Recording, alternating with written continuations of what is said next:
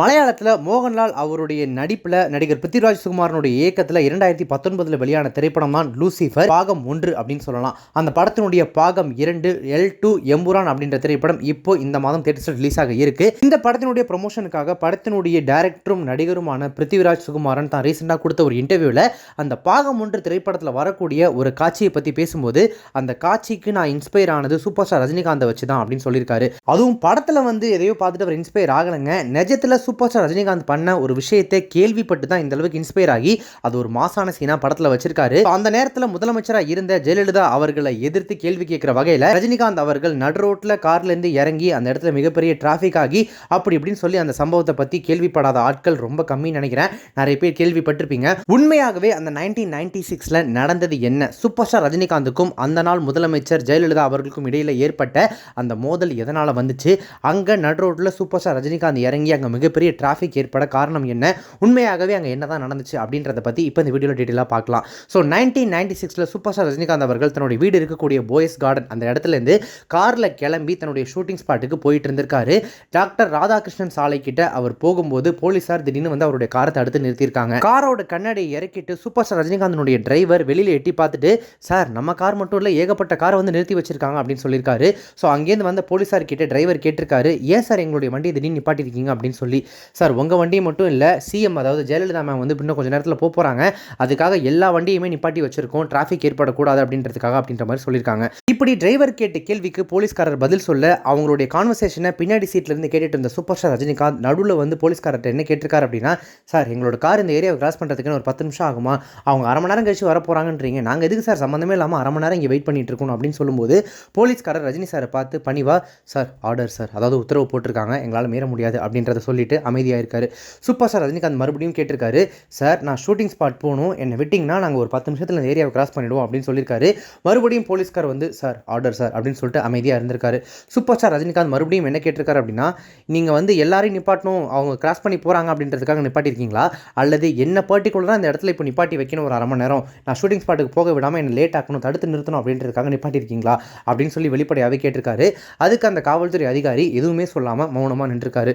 இது எல்லாத்தையுமே பார்த்துட்டு சூப்பர் ஸ்டார் ரஜினிகாந்த் கொஞ்சம் நேரம் சீட்டு பின்னாடி அமைதியாக உட்காந்துட்டு இருந்திருக்காரு. ஒரு கட்டத்துக்கு மேலே பொறுமை இழந்த அவர் கார்லேருந்து இறங்கி போயிட்டு அங்கேருந்து ஒரு பொட்டி கடையில் 555 சிகரெட் ஒரு பாக்கெட் வாங்கிக்கிட்டு அங்கேருந்து ஒரு லேம்ப் போஸ்ட்டில் அப்படி ஸ்டைலாக சாஞ்சிக்கிட்டு சிகரெட்டை வாயில் வச்சுட்டு பற்ற வச்சு புகைப்பிடிக்க ஆரம்பிச்சிருக்காரு. படத்தில் நம்ம பார்க்குற அந்த ஸ்டைலுக்கு கொஞ்சமும் குறைவில்லாமல் அந்த லேம்ப் போஸ்ட்டில் அவர் சாஞ்சிக்கிட்டு தம் அடிக்கிற அந்த ஸ்டைலை பார்த்துட்டு சூப்பர் ஸ்டார் ரஜினிகாந்துங்க வெளில நிற்கிறாரு. யாராவது பார்த்தா என்ன பண்ணுவாங்க, ஒட்டுமொத்த கூட்டமும் அங்கே நின்றுட்டு இருந்த காராக இருக்கட்டும், தூரத்தில் நின்ற மனிதர்களாக இருக்கட்டும், எல்லாரும் அப்படியே அலறி அடிச்சுட்டு பறக்க ஓடி வந்திருக்காங்க. சூப்பர் ஸ்டார் ரஜினிகாந்த் எப்படியாவது நேரில் பார்த்துடணும் அப்படின்னு சொல்லி கிட்டத்தட்ட அந்த ஏரியாவே ஸ்தம்பிச்சு போயிடுச்சாமா. அப்படி ஒரு டிராஃபிக்கு. ஜஸ்ட் சூப்பர் ஸ்டார் ரஜினிகாந்த் அங்கே ஒரு சிகரெட் பாக்கெட் வாங்கி அந்த லேம்ப் போஸ்ட்டில் சாஞ்சு புகைப்பிடிக்க ஆரம்பிச்சதுக்கு இதெல்லாம் பார்த்து பதறிப்போன போலீஸ்காரவங்க உடனே அங்கேருந்து அலறி அடிச்சு சூப்பர் ஸ்டார் ரஜினிகாந்த் கிட்ட ஓடி வந்து, சார் சார் என்ன சார் நீங்கள் பாட்டுக்கு இந்த மாதிரி டக்குன்னு இறங்கி நின்றுட்டீங்க, எவ்வளோ பெரிய டிராஃபிக் ஆகிடுச்சு, எவ்வளோ மக்கள் வந்துட்டு இருக்காங்க, இன்னும் அங்கேருந்து பாருங்கள் சார் கூட்டம் கூடிக்கிட்டே இருக்குது சார், தயவு செஞ்சு நீங்கள் இந்த இடத்துலேருந்து முதல்ல கிளம்புங்க சார் அப்படின்னு சொல்லியிருக்காங்க.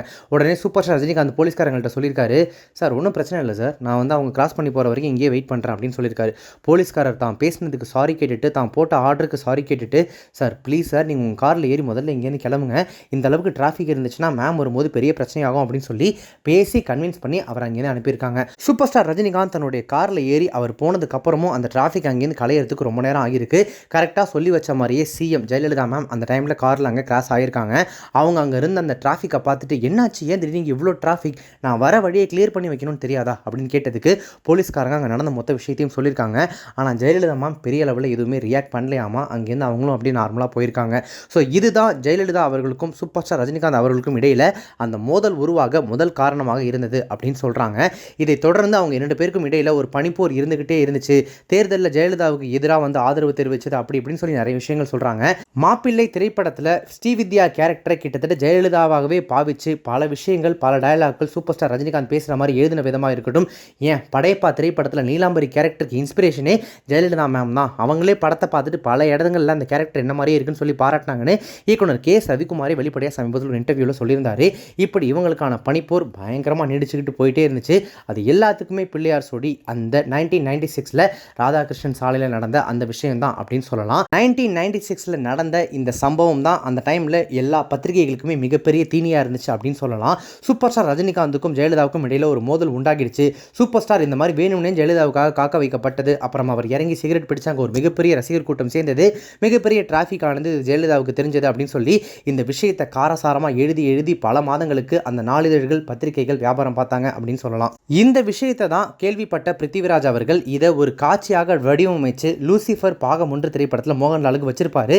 அந்த காட்சி வேற லெவலில் அந்த ஃபர்ஸ்ட் பார்ட்டில் ஒர்க் அவுட் ஆயிருக்கும். இன்ஸ்பிரேஷன் ஆகி அவர் படத்தில் வச்ச அந்த சீனே அவ்வளோ பயங்கரமாக ஒர்க் அவுட் ஆயிருக்குன்னா இப்போ நான் சொன்ன இந்த நிகழ்வு 1996 நடக்கும்போது அது எந்த மாதிரியான ஒரு இம்பாக்டை கிரியேட் பண்ணியிருக்கோம் அப்படின்றத நீங்களே கற்பனை பண்ணிக்கோங்க.